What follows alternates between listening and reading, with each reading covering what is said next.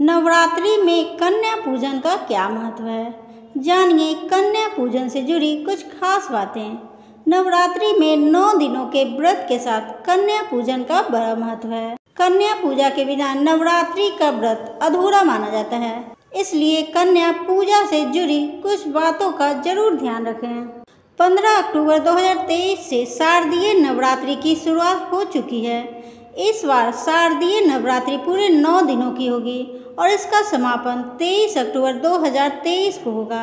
इसके बाद 24 अक्टूबर 2023 को दशहरा मनाया जाएगा। नवरात्रि में 9 दिनों तक माँ दुर्गा के 9 अलग अलग स्वरूपों की पूजा उपासना की जाती है। इसके साथ ही नवरात्रि में अष्टमी और नवमी के दिन कन्या पूजन का बड़ा महत्व है। नवरात्रि की अष्टमी नवमी तिथि को घर में छोटी कन्याओं को बुलाया जाता है और उन्हें भोजन खिलाया जाता है। कन्या पूजन के बिना नवरात्रि का व्रत अधूरा माना जाता है। इससे व्रत का संपूर्ण फल नहीं मिलता, इसलिए कन्या पूजन के बिना पारण नहीं करना चाहिए। चलिए जानते हैं कि कन्या पूजन के दौरान किन बातों का ध्यान रखना चाहिए। कन्या पूजन की विधि। कन्या पूजन के एक दिन पहले सभी कन्याओं को आमंत्रित करें। सभी कन्याओं और छोटे लड़कों के चरण स्पर्श करें और उन्हें साफ सुथरी जगहों पर बिठाएं। इसके बाद उनकी कलाइयों पर मौली बांधें। सभी कन्याओं और लड़कों का तिलक लगाएं और लड़कों को तिलक लगाएं। इसके बाद उन्हें भोजन खिलाएं। कन्या पूजन के लिए हलवा और पूरी का प्रसाद तैयार करें। बच्चों को प्यार से भोजन खिलाएं और अंत में उन्हें गिफ्ट दें। उनके पैर छुएं और उन्हें भोजन दें। उनके पैर छुएं और उन्हें भेजने जाएं। कन्या पूजन से जुड़ी कुछ खास बातें। कन्या पूजन के दिन 9 से अधिक कन्याओं को आमंत्रित करना शुभ होता है। 2 साल की कन्या का पूजन करना बेहद शुभ माना जाता है। मान्यता है कि इससे घर की दरिद्रता दूर होती है और सभी बाधाओं से छुटकारा मिलता है।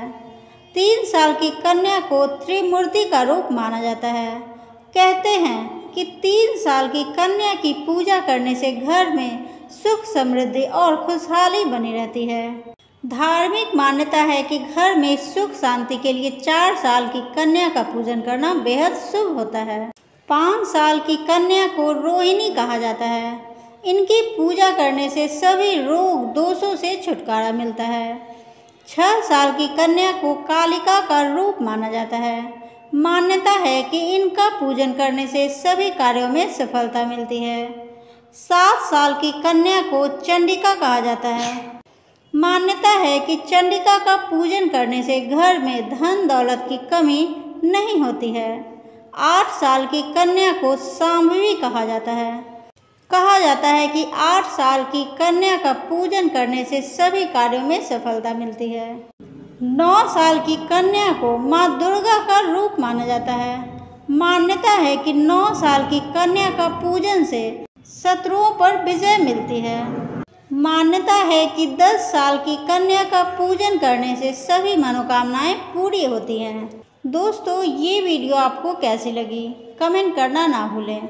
अच्छी लगी तो इसे लाइक करें, अपने दोस्तों के साथ शेयर करें। ऐसी वीडियो देखने के लिए मेरे चैनल को भी सब्सक्राइब करें। तब तक के लिए थैंक्स फॉर वॉचिंग।